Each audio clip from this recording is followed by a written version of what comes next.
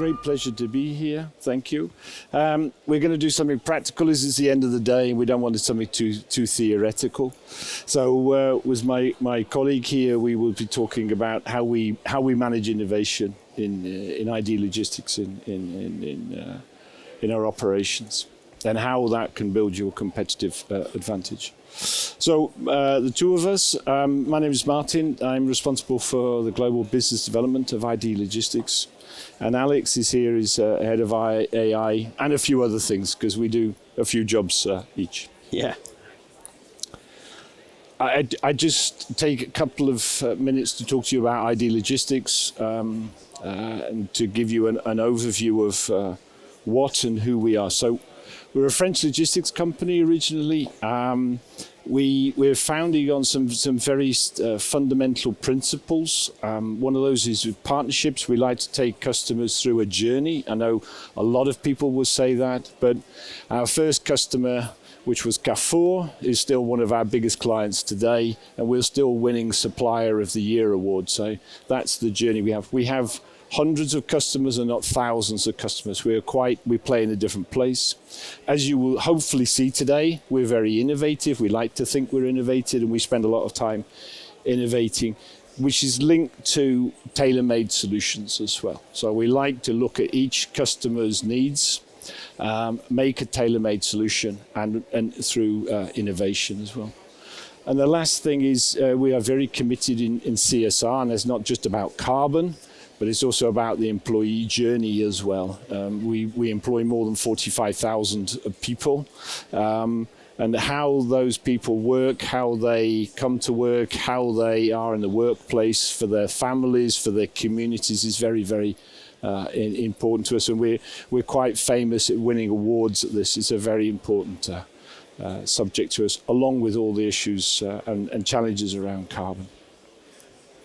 Some numbers I quickly run through. So this is the development of ID Logistics. We're just over 20 years old. We started in 2001 with 18 million turnover. Last year we finished 3.3 billion.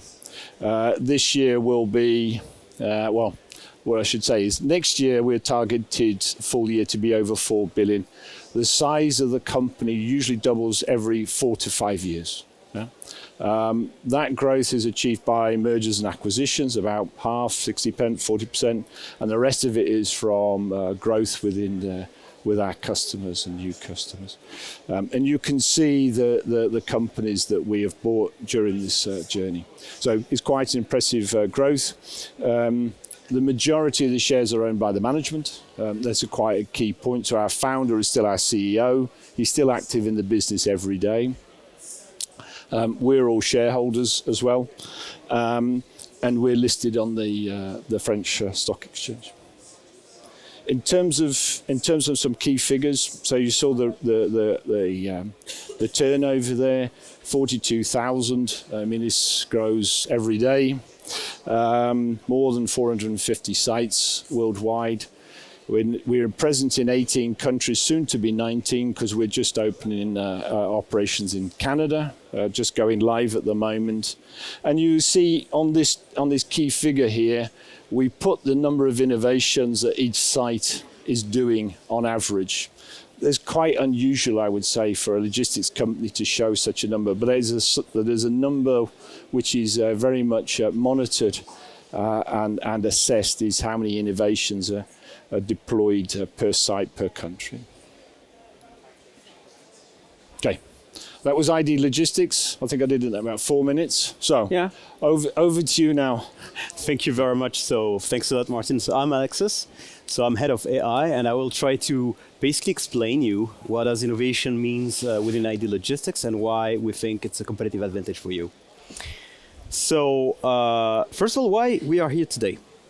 So we wanted to start with a short recap of some of the few examples of the innovation that we put live in production last year. So the way we standardize screens, regardless of the WMS, bang, same screen. Using the forklift as a scanner, we got it.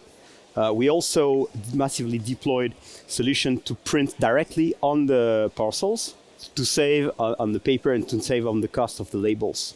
We've also rolled out a bunch of new AGVs in a couple of sites. Here's one of them for 2D transport. We also use them for maneuvering empty pallets here and there across the operations, but also some mobile robots to move around trolleys inside operations.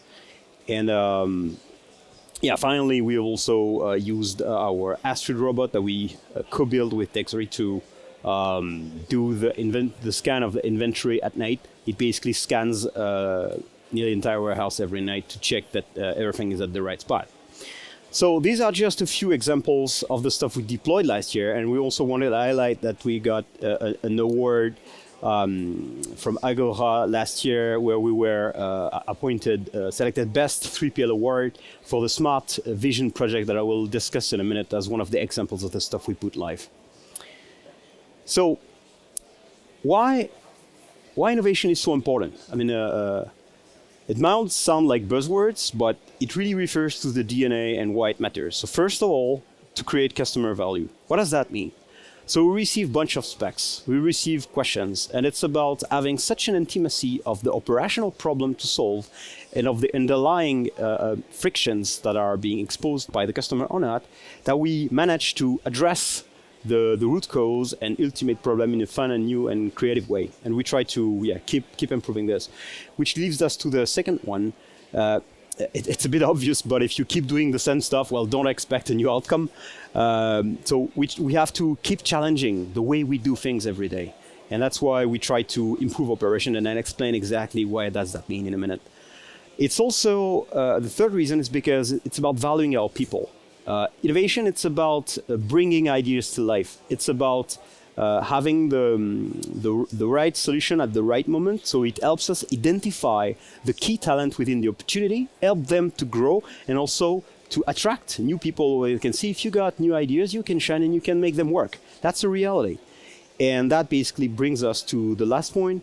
As Martin pointed out, we started only 20 years ago, and we are as a challenger. So innovation has always been a way for us to differentiate ourselves, to be identified as different from other players, and that's what we keep doing every year.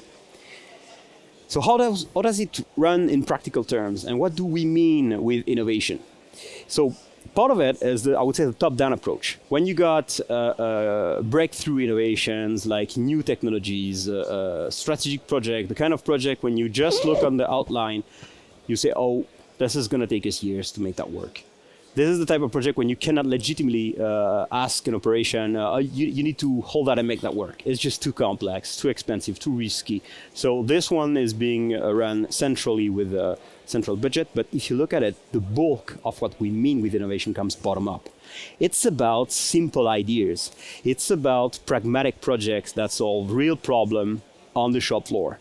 It's about incremental innovations, and it's about product evolution, stuff that we see that offers new features, and we keep trying on the shop floor. So is it working? Yes, no? Okay, it's interesting. No, you know what? It doesn't work. But for this other operation, it might make sense. So that's how we do it, basically 80% of it. In order to onboard the entire company, as we explained, I mean, it's not it's moderate player, but it's still nearly, soon 19 countries, more than 40,000 employees. How do you get such a big ball moving? How do you keep making sure that we keep the momentum? By involving the entire company, we use the approach of events. Every year we have innovation challenges. They are a little different, but they involve each time the entire company. Sometimes we're starting doing this in 2018, and we've been doing this nearly every year. It's about involving the entire company to come up with new ideas and making them work on the field. Each time the challenge is a little different. For instance, last year we onboarded our entire ecosystem, and I'll dig a little bit into this. And this year for Kings of Innovation, AI Rising, I'll dig a little more when we build an entire community for this. So let's continue. So I said bottom up. So it's about making sure that we don't have just one flagship project, but every customer in every warehouse, they keep seeing something different, interesting, that brings value for them every year. So how do we achieve this? By making sure that each site deploys an average of 2 new innovations per site. And our entire management is incentivized to produce this. So it doesn't happen out of thin air, because I can tell you, when you got to run the operation, that's not something trivial. So when you got pallets to move every day and handle literally hundreds of people, having a new risky project on top of it is not something everybody welcomes. So the way we do it is we try to make sure that each project, when we have new learnings, we package them as something that is easy to scale and deploy in your site. If I want to quote a site manager, they want to use our innovation catalog just the way you order stuff online on Amazon. So you just pick the right project, you understand immediately the benefits, who you need to speak with, what is the return on investment, is it making sense for your operation, bang, a couple of weeks later you can deploy it. That's the only way you can do such replications. So overall, in our catalog right now, more than 150 projects. Each year we have an average of 2 projects per site. And yeah, it keeps growing every year. Another tool that we use is Innovation Campus. Now, what is an Innovation Campus? There's 2 different types of campuses. The physical ones, they look like a private showroom where we will have, I would say, about 20 different showcases where we demonstrate the certain use of a solution. Could be about technology, could be about software, could be about packaging. And we bring the customers, the prospects into this place to show, to touch, to experience by yourself the speed, the convenience, the quality of the stuff that we have selected. And it's not, I would say, a showroom where you will see everything available in the market. Not at all. Each time we show one showcase, there's in fact 15 others that we discarded, because this is the one we have selected in ID Logistics and where we try to keep rolling out in as many operations as we can. It's also about explaining the logic that eventually led to this partnership with this particular supplier. So we got one in France, and we got 2 being built in progress, one in the US and another one in the Netherlands. And for the countries where we do not have such campuses, we have also built, I would say, a digital campus, so you can access it. I think the link should be scannable from where you are. You can also ask us afterwards a link to visit it. So it's some sort of a 3D version that you can experience on your phone or on your laptop, to experience it as a game, as if it was the physical campus, and there is going to be Clara, the innovation manager, that will guide you through the campus itself and explain exactly the same technology that we explain the physical stuff, but in a 3D environment. Let's continue this. Okay, so I said we got those challenges. So I wanted to focus on the last 2 ones. First of all, 6. Why 6? Because it was the 6th innovation program. It's also where we, for the first time, involved our entire ecosystem. So some people, we work with startups, we work with our own people, and we also said, look, we got a bunch of partners, existing suppliers. It doesn't need to be a startup. They all doing their best to come up with new solution that makes sense for the customer and prospect. So we say, hey, if you got a real good project that you want to sell to our customer, you know what? Bring it forward, and we will organize a competition where our customers will vote for you. So we basically involved something like a little more than 800 partners in the world, in basically 22 categories. And we received an avalanche of 300 projects, and honestly, except a couple, 1 or 2, they were very good, if not plain excellent. So it was very difficult to select only the best of the best projects. But eventually, in all the countries, we selected 107 projects for the customers to vote on them. And what really brings us in a unique position is to give you some market insights about what is innovation available on the market today. And we really see key trends. First of all, our first surprise was robotics. It's mostly goods-to-person solution, but also alternative robotic solutions that compete with classical mechanical solutions. And we thought, honestly, robotics, it's not over, but okay. We've seen a lot over the past 10 days, but it keeps growing, and we keep even mature solution keep evolving and offer new features. We see different systems that are combined together to produce different outcomes. So we really continue to see new concepts. In fact, We received so many robotic projects that were really interesting that we even had to create in nearly all the countries a specific dedicated robotic section. Second one that we keep seeing is to use computer vision and AI to make sense out of our environment using vision. So it allows you to create alerts or trigger events thanks to vision. For instance, quality check. That parcel is broken, open, damaged, whatever. Safety or unsafe events, like, hey, this pallet is left in the middle of the corner, it's not normal, someone should take it out. Unproductive situation, and even at times theft. So we've seen, I would say, around nearly five projects per country, so it was quite a strong trend. Third one is data, AI, large language models, and natural language processing. GenAI is everywhere, and logistics applies as well. So it's you can use it in the logistics to basically extract information from a document. That can be typically transport tariff analysis. It could also be when you have to look at the paper for transport. It's also when you have to handle a massive amount of customer claims or customer support. It's also very useful at the recruitment stage or for payroll analysis to offer better experience to our candidates. I think it was also a category where we had at least 5 to 10 projects per country. And the last one, which wasn't the biggest trend, but it was still there, we did receive a couple of projects per country, is about digital twin. So it's to create a twin, a numerical twin of your operations, and that basically allows you to show alerts of your own operation, and I'll show an example what it means within ID Logistics in a minute. It also allows you to do simulations to say, what if scenarios, what if I put a new rack here? What if I use some robotization here? And it also allows you to integrate your historical data and understand the trends and how you should reorganize your warehouse. And we've also seen on the market solutions that leverage all these data to start to predict what will happen next. And we also, for the winners, first of all, it was a project from the Netherlands. It was a self-driving vehicles indoors to help load and unload docks. The winner was in fact in France for what we call the Dallemagne warehouse. I'll discuss this in a moment for the digital twin. In the green category, you got some paper wrapping where we've seen very interesting development in terms of mechanical properties and prices of the wrapping to use basically paper instead of plastic wrapping. And also FX stop track that was in Poland, a solution for safety and making sure that the truck stays on the dock. So very, very interesting outcome. This year, we got AI for ID program. What is the AI for ID program? The whole point, and it's a program we built internally.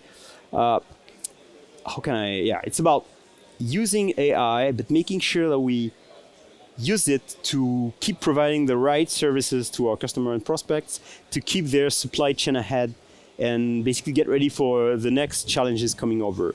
And honestly, with AI, it's difficult. With robotics, with the previous program we've made, Robust, it's a bit obvious. If you got a robotic arm, it can only be used for operations. And if you put an AGV in somebody's office, it's basically useless. For AI, it's different because it applies everywhere. So you need to be really focused because they keep, there's new solution coming up every day. So it's difficult to keep the focus. So how do we do this in 3 simple steps? First of all, it's about driving a competence center. So it's about creating an international community of experts. And I'll explain in a minute how we do this. It's about establishing governance on your own data. No data, no AI. It's as simple as that.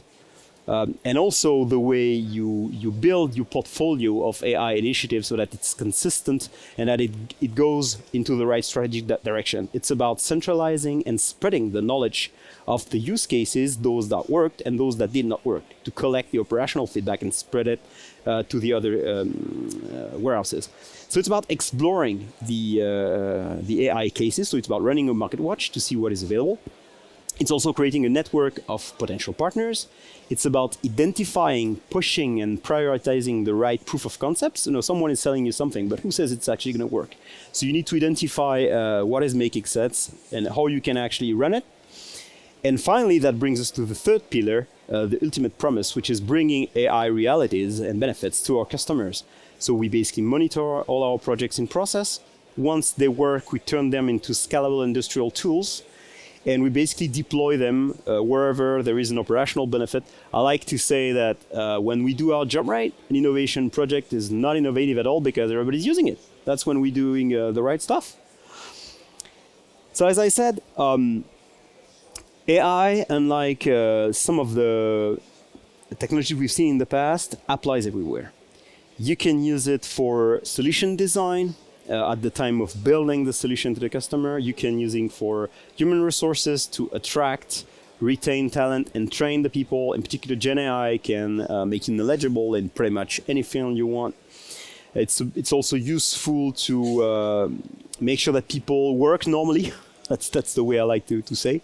And it's also useful in pretty much every support function you can think of. Legal, finance, IT in particular, business development, to basically streamline front and back offices. But what we purposely decided to focus on is to go on the north face and focus specifically for operations.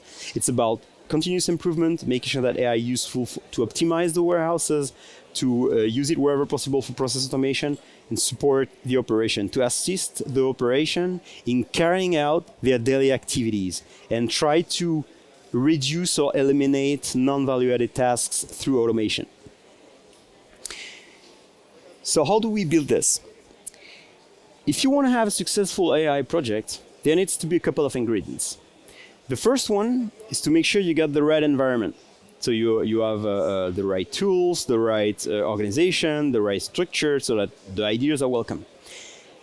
At the end of the spectrum is to have the right partners, the experts, the companies that will develop the products that you can use in your operations. And in the middle of it, the glue that makes it possible is what we call the AI champion. Now, what is an AI champion? So it's not an engineer in artificial intelligence, not at all. It's typically the persona that we describe is, I would say, a site manager or process engineer. Someone who has an intimate relationship with the frictions and the pains and the operational processes. Someone who knows in and out what is actually going on the field.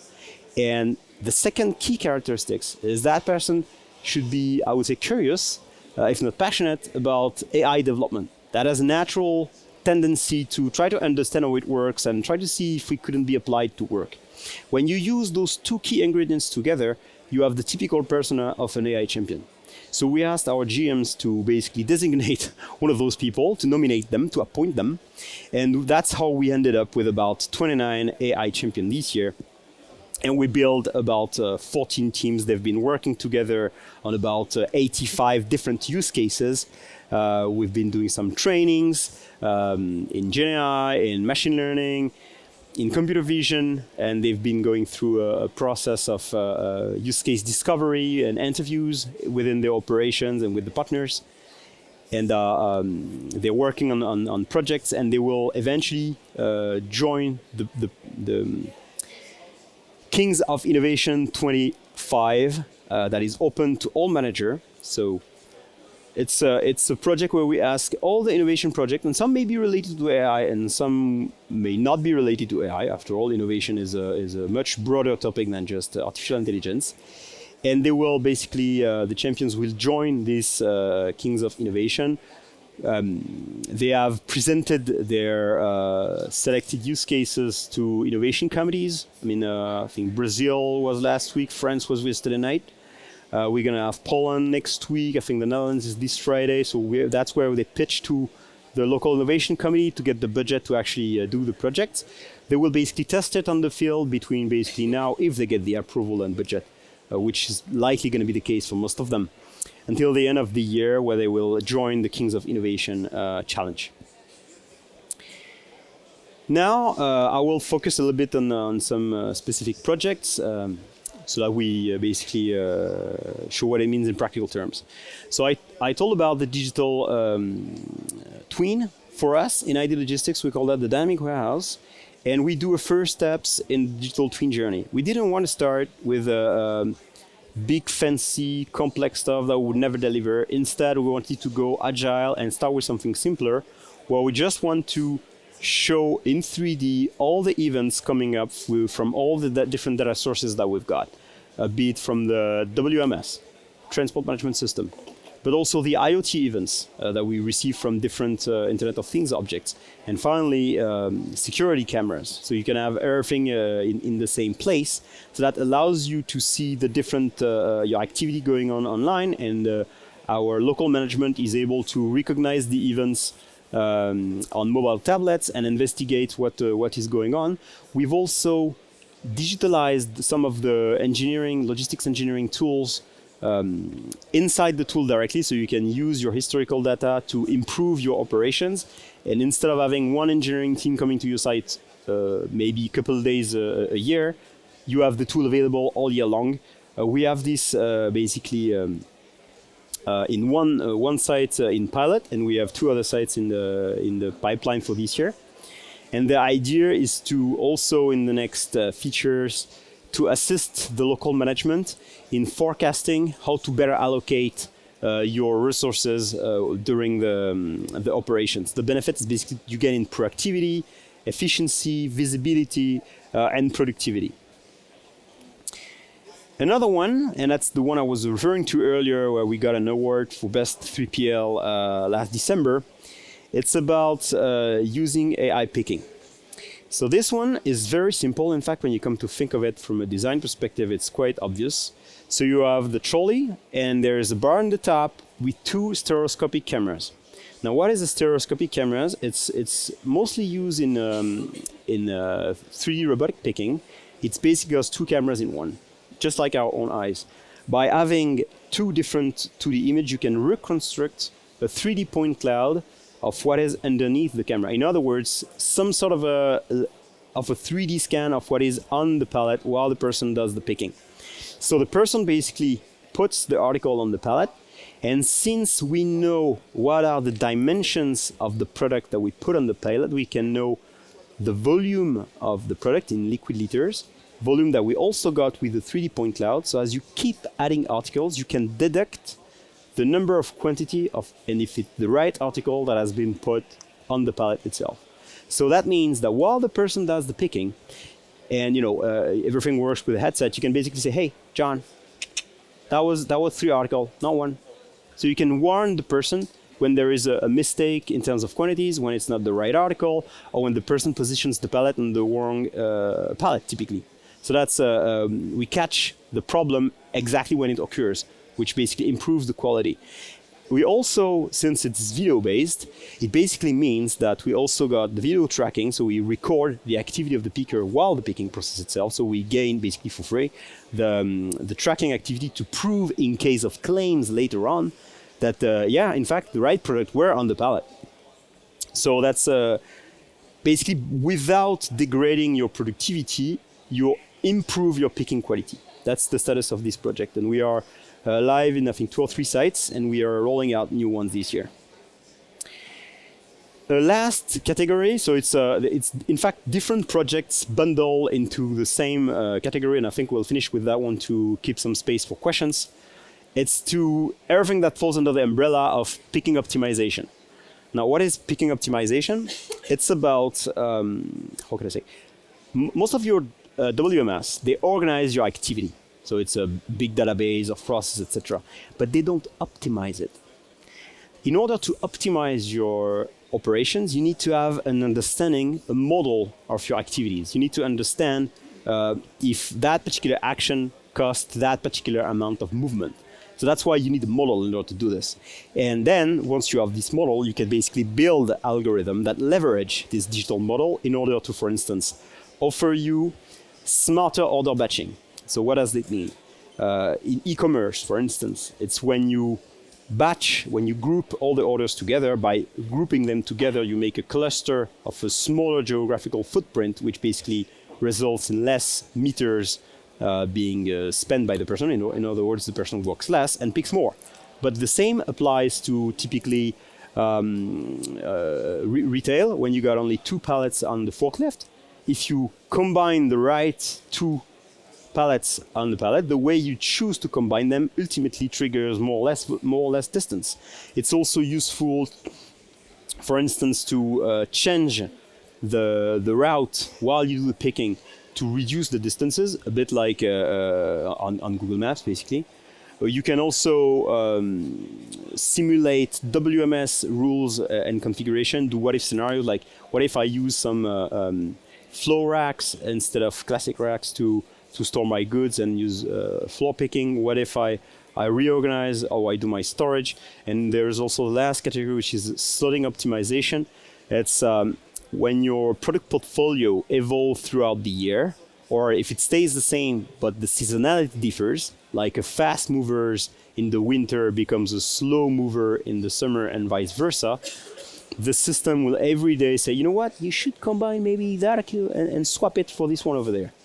So it's a bit like defragmentation of your hard drive all year through. Instead of having 2 big banks per year where you have a bunch of engineers saying, you know what, we're going to move half of the warehouse so that it's optimized, you basically have small incremental step that you keep doing every year using the available resources that you might have at the time. So that's one of the few projects that we are working on that leverage artificial intelligence the way we see it. And this one basically is about improving the productivity by using a smarter algorithm. I don't want to go too deep into the details. I think it's enough for today. That was a long day. I think we should maybe open up for question, right? Yes. Thank you, Alex. It was very interesting to see that and how we've done that. It's a very important point in the customer journey in terms of getting bringing innovation there. So it's an absolute critical part of what we do. So I'm glad it works from a customer's point of view.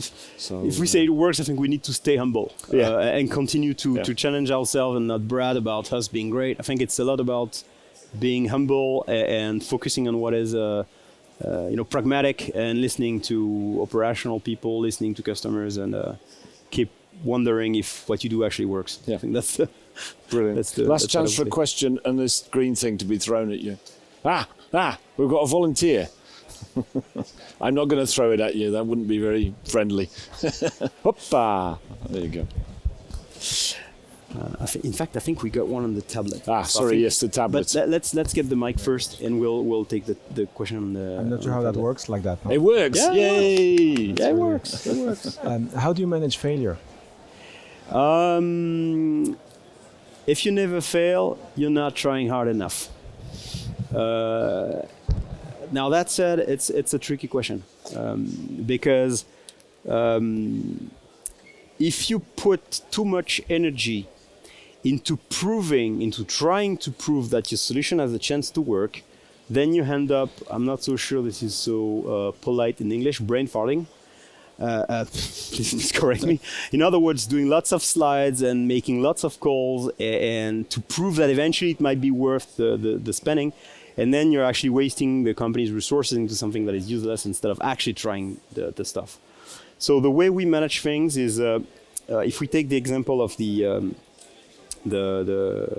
AI for ID program, we asked people to conduct interviews and come up with a bunch of ideas. Together, the 14 teams, they ended up with, if I remember well, 85 use cases. Now, will all of them work? Of course, no. Even if they could work, do we have the resources to pursue all those ideas? Not at all. So we basically have a bunch of regular exchanges with the local innovation committees. So it's typically the local national management teams. They scout the different projects presented by the innovation champions and the innovation managers. These are the ideas we think are worth pursuing. And then there is a common discussion about what is the risk-value trade-off. Sometimes you have a high reward, high risk, but also so the chances of failing is higher. You spend more money, it might not work, but you have a higher chance of success. And sometimes it's a little, I would say, simpler, it's a little more obvious, it's a little less expensive, but it's also a little less benefit. So I would say there is no perfect way to handle this. I think the right approach is to build a portfolio that is balanced, where you have some projects that will likely work and some projects that will not work, but you build them in a way that you address the biggest unknowns up front, like so that the biggest enablers are solved soon rather than late. And you pull the plug your moment you start to realize that your biggest hypotheses don't work. I think that's the only way to manage such uncertainty. I think I'll answer it slightly differently because there's a cultural thing here within our organization. I don't know if that's behind the question. So I've worked in organizations that if you made a mistake, it was you were out. Okay. So therefore you breed a culture where people don't want to make mistakes. I now work in a culture for the last 3 years that I actually laugh with my boss if we make a mistake. We all make mistakes, and my bosses and the board of directors will encourage us to be adventurous. Okay, you don't go crazy, and you monitor. We're not allowed the to do everything, but yes. You monitor the project as you go through. But it's a very big cultural element, and in ID Logistics, it's set from the board of directors, and we make mistakes. We absolutely do. We start with a proposition. We intelligently review it, look at it, we monitor it, and it just doesn't work. I made one last week. Yeah. And as long as I can explain it, and one thing we will do in all aspects is we review. So we openly review, this is the decision we made, this is how we made it, and this is why it didn't work, and we build on that ready for the next one. I know it sounds very simple stuff, but some organizations don't do that and don't have that culture. I luckily work in an organization that enables us to do that. Yeah. So I hope it covers the question. We got one in the chat. What is the biggest challenge with the AI project, as we hear only about the benefits of it? Okay, the biggest challenges with the AI project, there are so many of them, so it's difficult to pick them up. So let me try to think of the top 3 ones. First of all, data. No data, it's not entirely true, but it's a lot more difficult when we, at least for us, if we came out from an industry, I think it's something I've seen in different logistics industries where IT is the cost to reduce. Plus, we got some warehouses, they've been through different contracts, they've been managed by different 3PLs, they all have their own WMS, so you end up, when you have thousands of sites with an IT landscape that is a minefield, that is really super fragmented. So it's very difficult to make that work because it requires resources that brings no benefit. So you still need to invest on building a digital lake, building models so that you can eventually start projects. So that's the first one. To invest on something that at the beginning doesn't look like it will have lots of benefit. Second one is focus. There are lots of crazy solutions. They keep popping up every day. So the risk is to wait for the next stuff that will be good, and in the end you start nothing. I would say that's another risk. And the last risk, and it comes with it, is the lack of specificity. Or I would say people having dreams about what AI can actually deliver. For 1 minute of free time of the people around me, I fight against 10,000 minutes of time people who have seen crazy YouTube videos and think AI will solve everything by magic, which is not true. AI, it's not magic, it's not crazy, it's just algorithm and data. Nothing more, nothing less. So you need to be careful. And it's also understanding what is the real operational problem to solve, because there's lots of people, and every single person in the room, they understand only a tiny fraction of the problem. So aligning everybody to make sure that you truly understand the problem and make sure that AI is the right solution is not always so obvious. I would say for this, the first thing that you should do is try to simplify, to be lean and to eliminate and simplify the problem before you actually try to solve it. I think that's what I would do. And we had another question in the back there. Yes. Thank you very much. I would like to ask regarding the innovation mindset. You mentioned that at the large companies can be difficult to get people innovate, and I would like to ask how would you start to get people in the mindset and keep them motivated even if the implementation might take longer? Look, I'm going to be blunt here. Not too blunt. You're on camera. Okay, not too blunt. It starts with the top. Just simple as that. If the executive committee is not in, it's never going to work. I think it's like this, and you mentioned it yourself. And I joined ID Logistics, I would say rather recently, about 1 year ago. If the top management isn't in, it's never going to work. So my suggestion is, if you are unsure, start small. Start with something small and in an environment where you have a little control, and start that you can make something work at a small scale with people who are willing to move forward. In every organization, you will always have, for 100 people, maybe 7 people who are pioneers, people who really want to push the needle, who want to go forward, and that's the people you want to work with. And on the other side of the spectrum, you have people who will always work backwards, will always complain, always say it's never going to work, and everybody else are just followers. So my advice is to create a small place with a bunch of people, maybe just 4 or 3, try to make something small that actually works, and try to build from here. That's what I would say in a simple words. And once you have something that looks like it works, try to be humble in what you learn, share your learnings, and continue to have an open-minded attitude like this. And you will see that naturally, some people will start open up and get interested. And I just had something that, so I'm responsible for ensuring, talking about solutions to customers. And my boss, I can tell you now, every solution that we push out, an RFQ response, the question will be, and I joke with him, so what's the machine in it? What's the device? What's this? So from the executive board, I'm getting questions. What is it special? What is it different? And you saw the fact we've only been here for 20 odd years. So we're always we're always challenging our competition. So we have that really built in our DNA. So if you can create that within your board when they're asking the senior managers, well, what did you do differently? I think that's the trick. And then that will slowly trickle down. Yeah. I think one simple aspect, if I can finish on this, if you never do it, you will the companies fail if they don't evolve. So. Okay, and then we have one more question. Are all AI the same IQ level, ChatGPT, Claude, Gemini? Not at all. First of all, it depends on the model. I encourage you to look on the internet for Chatbot Arena. It's a tool that's been made by researchers and has been used by a million people ever since.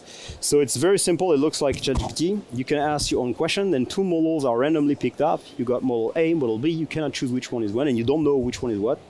You ask your question, your prompt or whatever, just like you would do on ChatGPT. Then the 2 models start basically answering the question, and then you say, I think A is better, or it's B, and then you vote. You say, this is my favorite model. And it's just like chess playing or tennis. You got rankings, just like the champions, and that's how you have the large language model boards, the LLM boards, where you will see the rankings, and we got quite lots of evolutions. I think honestly, it's not so much about the brain now. This was a question. I think since 4.0, I would say April 24. That's not the key point. The key point is more making sure that as many people as possible understand what it does, what it can do, and what it cannot do. Make sure that it's actually useful and not a stupid gadget. Make sure that you train people to understand how they use. And honestly, those names that have been quoted, Claude, ChatGPT, Gemini, all of them are very good. Good. 12 seconds. Any other questions? There's one more question. I think it's going to be the last one then. Excuse me. And the rest we're going to have to do it with a beer. You employ thousands of people, and a lot of your implementations are based on optimization. So I'm just wondering how you manage the fear of AI replacing people's jobs. I think it's about explaining. It's about explaining. First of all, people are not absurd, and I think if you look at the way, I'll try to remember the numbers by heart. So for 32,000 people, about 12,000 people actually having an email. So it means the vast majority of people, they are blue collars. So people, they know that using algorithm will make them more productive, but they will not have to lift more kilos. So the fear is more towards I would say, the white collars, people who thought their jobs were protected. And then we just need to, what I try to explain is, first of all, train people, explain that it's in fact an opportunity for you, that you can, in fact, it can be good for you, you can learn new tricks, and it will happen, like it or not. So that's what I said to my kids. You cannot fight the tide with a bucket. It doesn't work. You have to be humble, learn, observe, and try to understand how you can make it work for yourself. And what I've seen, honestly, people who are curious, who try to make it work, they are the outcome we have is always rather positive. And for the people who are in charge of representatives, etc., they understand that we do it to continue to be competitive in the market. Because if we don't do it, then the competition does it instead of us, and we just lose the market share. So everybody loses. So it's a question I asked yesterday of one of our AI experts, because I'm really very interested. What's the impact for me as a manager? And he explained he has ChatGPT answering emails, answering pricing, answering all these things that take me hours to do. And I said, how long are you saving? And he said, 2 hours per day. This manager, similar job to me, yeah. He's saving 2 hours a day. And I'm thinking to myself, if I save 2 hours a day, what would it make me? I could go home earlier, I could start later, okay. But I'm thinking, I can do that differently. I can phone that customer, I can check that. So I think that's the majority will be impact for us. Go away, Fly. Is the fact that we can work differently. We haven't had any concerns yet that people are going to get replaced. Yeah. Because we're continually growing, we're continually needing extra people within our business. So we're not in a declining industry, we're in a growth industry, so it's less of an issue. So our jobs will change. I think it's so far, so good. Yeah. I think that's it for today. I suggest we. So thank you very much. You're a very good audience. Thank you, Alexis.